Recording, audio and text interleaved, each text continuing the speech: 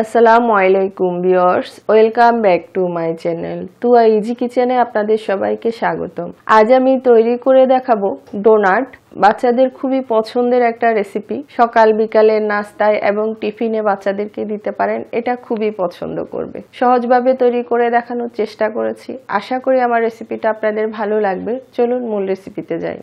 এখানে আমি একটা বাটিতে ময়দা নিয়ে নিলাম 1.5 কাপ, লবণ দিয়ে দিলাম হাফ চা চামচের থেকে একটু কম, ইস্ট দিয়ে দিলাম 1 চা চামচ, চিনি দিয়ে দিলাম 1 টেবিল চামচ, পাউডারের দুধ দিয়ে দিলাম 1.5 টেবিল চামচ। এখন শুকনো উপকরণগুলো একটু নেড়ে চেড়ে সব মিক্স করে দিচ্ছি। সয়াবিন তেল দিয়ে দিলাম 1.5 টেবিল চামচের মতো। আপনারা চাইলে তেলের বদলে এখানে বাটার ইউজ করতে পারেন। ডিম দিয়ে দিলাম একটা। এখানে আমি 1 কাপ কুসুম গরম পানি নিয়েছি। এখন সব একসাথে ভালো করে মেখে নিব, অল্প অল্প করে পানি দিয়ে। পানিটা কুসুম কুসুম গরম হতে হবে, যেন অতিরিক্ত গরম না হয় সেদিকটা খেয়াল রাখবেন। ডোটা খুব বেশি শক্ত করা যাবে না, নরম সফট করে একটা ডো তৈরি করে নিচ্ছি আমি। দেখতে পাচ্ছেন কেমন হয়েছে, এরকম আঠা আঠা টাইপের করে একটা ডো তৈরি করে নিতে হবে। এর চেয়ে বেশি শক্ত যেন না হয়, এটা যখন আমি রেস্টে রাখবো ফুলে তখন একটু শক্ত হয়ে যাবে। এখন এরকম সফট আঠা আঠা টাইপের ডোটা হবে। দেখতে পাচ্ছেন, আপনার ডোটা যদি পারফেক্ট হয় তাহলে আপনার ডোনারগুলোও পারফেক্ট হবে। তো আমি উপর দিয়ে এভাবে একটু তেল দিয়ে এটা এভাবে করে রেস্টে রাখবো আধা ঘন্টার জন্য। ঢেকে রাখছি। ফিরে আসলাম আধা ঘন্টা পর। দেখতে পাচ্ছেন ফুলে এটা ডাবল হয়ে গেছে আর আগের থেকে একটু শক্ত হয়ে গেছে।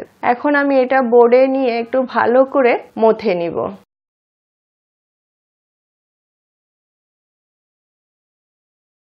তো আমি বেশ ভালো করে মথে নিয়েছি। এখন সামান্য একটু ময়দা দিয়ে বড় করে একটা রুটি বেলে নিব।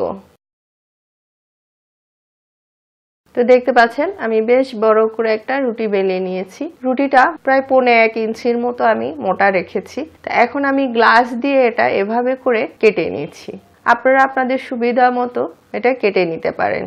খুবই মজার একটা রেসিপি, বাচ্চারা এটা খুবই পছন্দ করে। সকাল বিকালে নাস্তা হিসেবে দিতে পারেন, আবার চাইলে টিফিনে দিতে পারেন। বাচ্চারা খুবই পছন্দ করবে। পুরো রেসিপিটা ফলো করে একবার তৈরি করে দেখবেন, আশা করি ভালো লাগবে। আর রেসিপি যদি ভালো লাগে লাইক কমেন্ট শেয়ার করবেন, আমার চ্যানেলটি সাবস্ক্রাইব করবেন, আমার পাশে থাকবেন, অনুরোধ রইল সবার কাছে। এখন মাঝখানে আমি একটা ছোট্ট বোতলের ঢাকনি দিয়ে এটা ছিদ্র করে নিচ্ছি। দেখতে পাচ্ছেন কেটে নিয়েছি, দেখতে পাচ্ছেন বেশ কিছু হয়েছে। আর উপরে বাড়তি অংশটা আমি উঠিয়ে নিচ্ছি। এটা দিয়ে আবার রুটি বেলে আরো কিছু ডোনাট বানিয়ে নিব। আর এগুলো এখন আমি উঠিয়ে নিচ্ছি। দেখতে পাচ্ছেন কি সুন্দর হয়েছে। আমি এখন আপনাদেরকে ভেজে দেখাচ্ছি। চুলায় আমি তেল বসিয়ে রেখেছিলাম আর তেলটা কুসুম কুসুম গরম হয়েছে। তেলটা যেন অতিরিক্ত গরম না হয়, ডোনাটগুলো আমি একে একে দিয়ে দিলাম। মিডিয়াম টু লো আছে এটা আস্তে আস্তে ভাজতে হবে। খুব বেশি আঁচ দেওয়া যাবে না, তাহলে ডোনাটটা উপর দিয়ে পুড়ে যাবে আর ভিতরে কাঁচা থেকে যাবে, আর কালারটাও ভালো আসবে না। আপনি যদি লো আঁচে করেন এটার কালারটা খুব সুন্দর আসবে এবং ভিতরেও একদম পারফেক্ট ভাবে এটা ফুলবে। দেখতে পাচ্ছেন আস্তে আস্তে কি সুন্দর করে ফুলছে এগুলো। 3 থেকে 4 মিনিট পর আমি উল্টে দিলাম। একটা সাইড যখন দেখবেন এরকম ব্রাউন হয়ে এসছে তখন এটা উল্টে দিতে হবে। খুব একটা বেশি সময় লাগবে না, 7 থেকে 8 মিনিটের মতো সময় লাগবে। কি সুন্দর কালার এসছে, দেখতে পাচ্ছেন হয়ে গেছে। এখন আমি উঠিয়ে নিচ্ছি সবগুলো। দেখতে পাচ্ছেন কি সুন্দর হয়েছে। বাকিগুলো আমি এভাবে ভেজে নিব, তারপর আপনাদেরকে পরিবেশন করে দেখাচ্ছি। এখানে আমি সুগার পাউডার নিয়েছি। সুগার পাউডারে আমি এগুলো মুড়িয়ে পরিবেশন করছি।